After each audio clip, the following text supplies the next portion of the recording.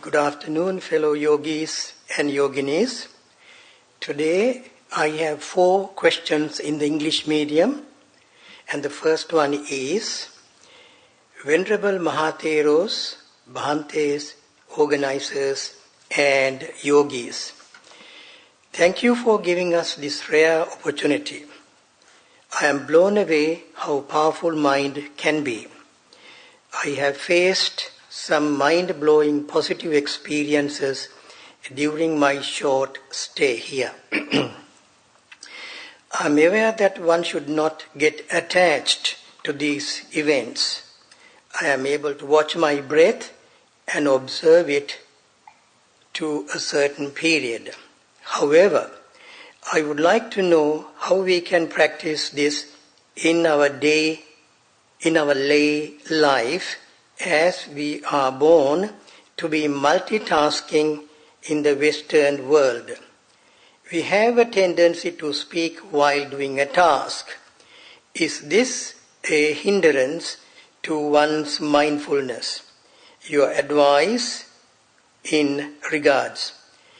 Enjoying being in noble silence with metta.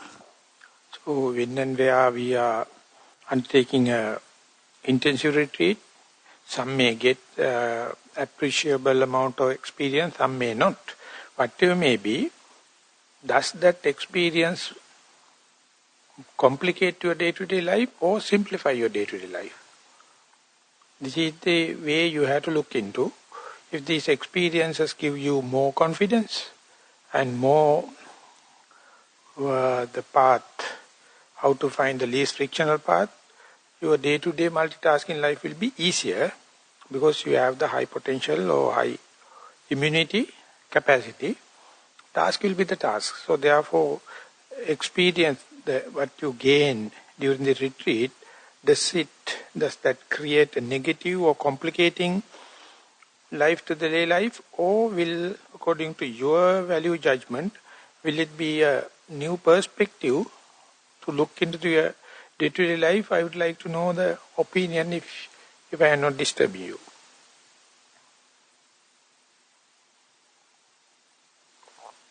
The person who has written the question, will this experience will be a burden to you or distracting to you, your multitasking, or do you think it will be a kind of easiness or finding a least frictional path to the day-to-day life?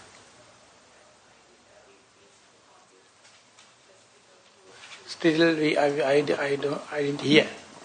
1 minute. Bhante, I find it a positive approach and easy to concentrate, and things become much clearer and easier to understand. Yeah, so the Venerable Sariputta himself says, whatever the insight experience you get in sitting meditation or in the intensive meditation, you must put into the day-to-day life and then get the seconding. And once that is come, again you are ready for another higher intensive experience, and then again you have to put into the day-to-day life and synchronize, so that is to say acclimatize. So likewise it is happening. Each time you may find the task or responsibility you get is a different issue, but your approach, highly it is dependent upon your confidence. So meditation gives kind of a confidence and the, so to say, immunity. So ultimately multitasking will become your hobby. So if anything, your meditation is distracting and complicating the day-to-day life, I would say stop immediately. It's just like a high-potency medicine. If it is creating problems, stop immediately. Because meditation never creates complication, it's always easing, giving more capacity, giving more confidence. So therefore, multitasking will be very easy once you have recognized little bit of your capacity, little bit of your potential. And multitasking is the only thing giving chances for neurobics. Neurobics means neurocircuits. How to find the shortcut, how to find the ways and means. Otherwise our mind is very lethargic. Multitasking is the only thing, mobilizing, put into task, and your meditation give more detail, more ways and means, you find like working out a jigsaw puzzle. Thank you. The second question for today, Most Venerable Swamin Wahansa, I have attended many of your meditation retreats and you have scolded me on several occasions for asking too many questions. Therefore, this is not so much of a question but an observation. The need to ask questions arose from a need to clarify certain meditative experiences and the need, I presume, to achieve something. Not until this retreat I understood the reason behind your advice as I began to understand the deeper meanings behind the practice, which is to experience the true nature of things. Anicca, dukkha and anatta. With this understanding has one a sense of peace and the need to ask countless questions have been reduced. I count my blessings in being able to come and attend another retreat in Brisbane. Amongst these serene environment and excellent facilities with good Dhamma friends who could adhere to strict noble silence and listen to your profound Dhamma sermons laced with humor. My virya has improved, mindfulness more continuous, and samadhi stronger. Hope to attend the 2017 retreat as well. Thank you, and may the blessings of the Noble Triple Gem be with you. That person also, if you can put your experience into the summary form, that is to say, how to, not that I am discouraging asking question, how to find the way within yourself as you found. For the beginner, the one method is asking question. Other one is silently practicing. Other one is reading books. Other one is association with the good friends. So likewise, what is your, how can I say, what is your summary form of your experience or gist of it? If you wish to give it to a beginner, I don't know whether he or she is happy to share with us.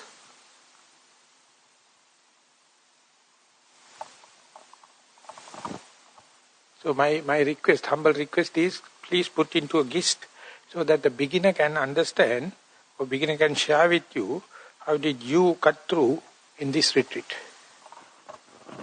Bhante, I'm not certain how I got the confidence or the... You are escaping. However, I think this retreat, maybe it's a longer retreat. I feel that I have got the confidence within me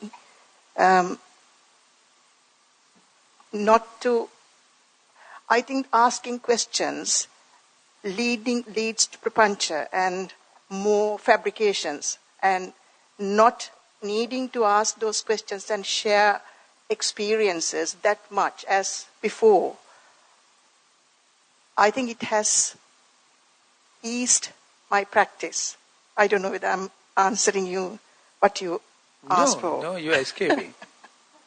You are escaping. I remember you asking again and again and again. But I had the confidence, you have your confidence. But still asking, I never discourage, because it's a kind of a dialogue. And dialogue not only for the two people, it's for the community at large. But is there any way we can cut short it?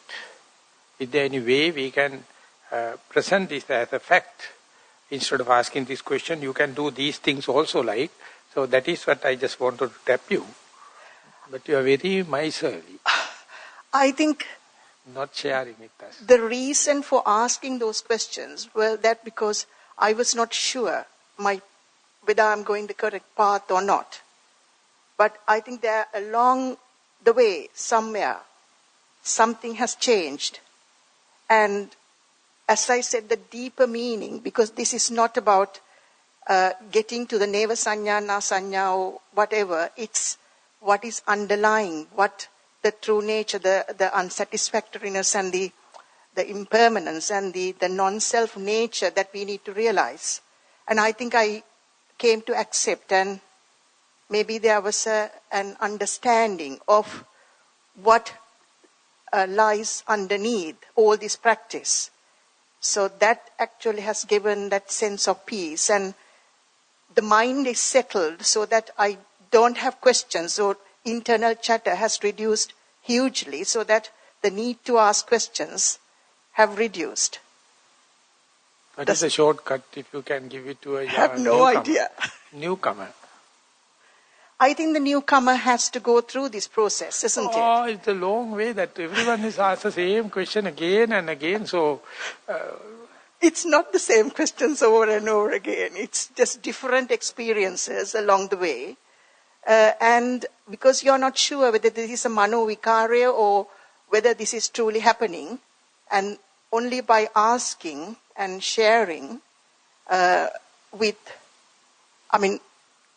was a Kalyana Mitra back at home where she said, don't ask too many questions because it leads to prapancha. But I never believed her or believed you until now.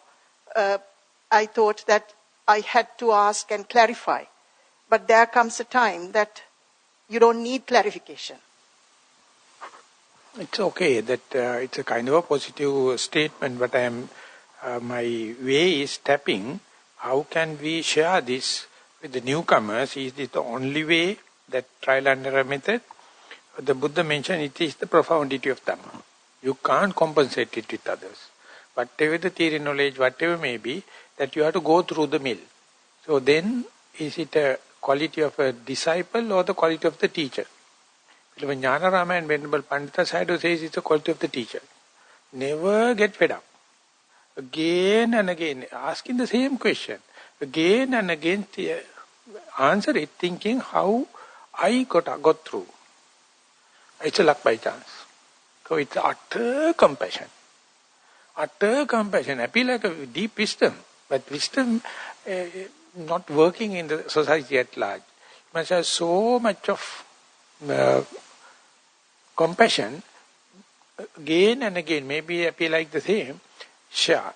So Venerable Jnanarama used to say, even 100 times, the person is asking the question, don't feel miserly, give it 101st time also. And 102nd time also, he or she may ask the same. And don't worry, give the answer. And sometimes very serious diseases also get cured. So this is utter coincidence. So therefore, we must not only develop the confidence within, we have to find the ways and means for the other people in need. How can we share? So only way is fighting, hitting each other, dialogue, discussions. So this is the only way. Thank you. Thank you. The next one. Dear Bhante, how and why things dissolve under the power of intense mindfulness? In my sitting meditation, when the mind is being watched, with intense mindfulness, thoughts become very shy and slowly dissolve. In my daily life, when I become aware of anger, or for that matter any other emotion, it slowly dissipates and dissolves. If I am not aware, anger grips the heart. Then comes the reaction, which creates more anger, which creates more powerful reaction. This goes on until things explode. Venerable Sir, could you please explain how mindfulness dissipates or dissolves these phenomena? Perhaps I don't need to know, but I am curious. May you be well and happy.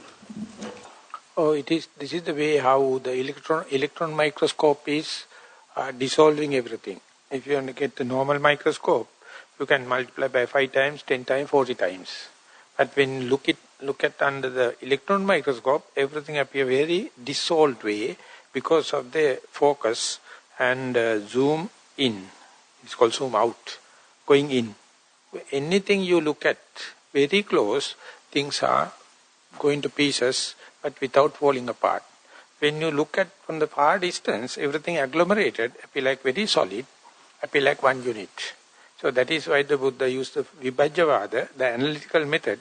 Take the object, look very closely. More it becomes closer, that is intensified mindfulness, everything appear like dissolving, or interrelationships are, they appear very prominent. But when the object becomes far away, if you look at it distance, it appears like agglomerated, as like a one unit. So there's a one book written by Mark Epstein, Going to Pieces Without Falling Apart. More you come close, everything, pieces become separate, but they are not falling apart. And again, when you look further, they become agglomerated. So it's a physics. There's no magic behind it.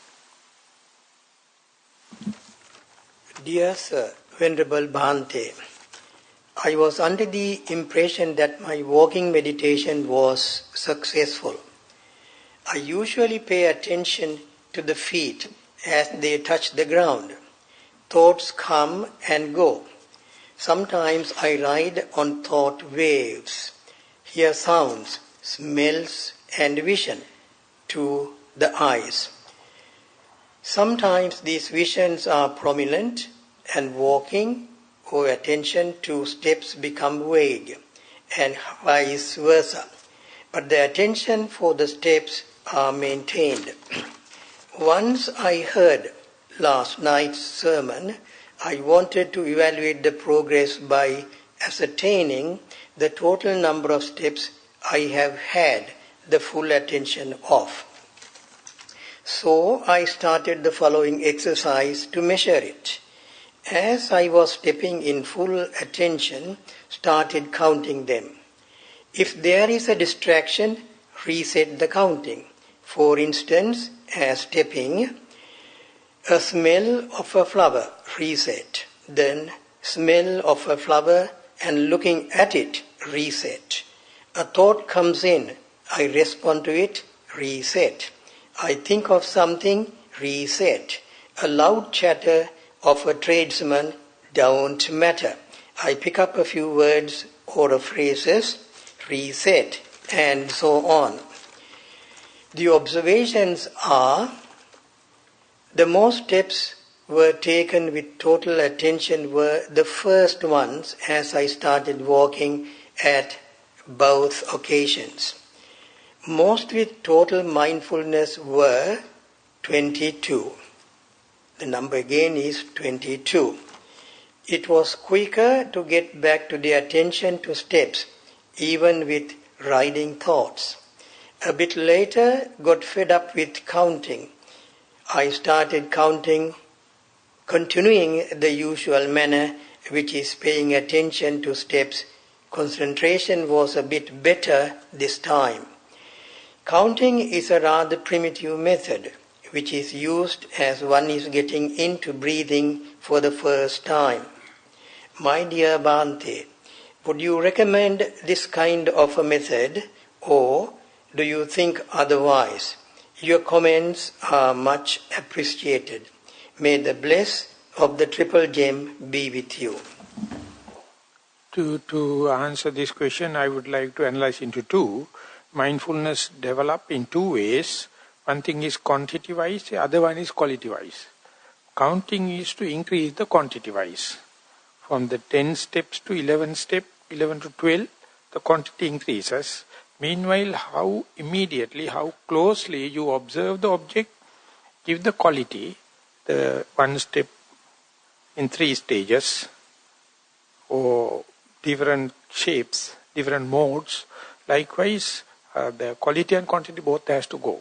So it is happening in a natural harmony, where first you have to go with the quantity and then quality comes. Then again you can increase the quality. Likewise it is happening. So after long time only you will understand the rhythm. Till that you do not know. So this same thing can be explained through the time and space. In the early questions, what I try to explain is, whenever the space increases, when you observe something very closely, everything appears like dissipating. And the other one is thin slicing of time. If you are very sharp, each and every thought moment, you can see how quickly changes happen. So space-wise and time-wise is happening when and where mindfulness gather the momentum. It is happening something, it is not belongs to you, only you have to fertilize, only you have to fuel the mindfulness to become efficient. Become efficient by quantity and quality. So this counting method is recognized by the Visuddhimagga, Ganana, Pusana, Tapana. The Ganana method is the first and foremost method introduced, but the commentator introduced the counting method only against wandering thoughts, not with the sounds, not with the pain. Whenever wandering thought happens, he says better to count the number of breaths or number of steps. After a while it becomes not necessary, then that means mind is ready to go to the quality, the different shapes, different manners, different natural characteristic of the steps. Likewise, it is ever growing. Only thing is, after long time only, you will understand the system. So, a lot of trial and error happening. So, this is a kind of a good start. Later, you will learn how to increase the quality also.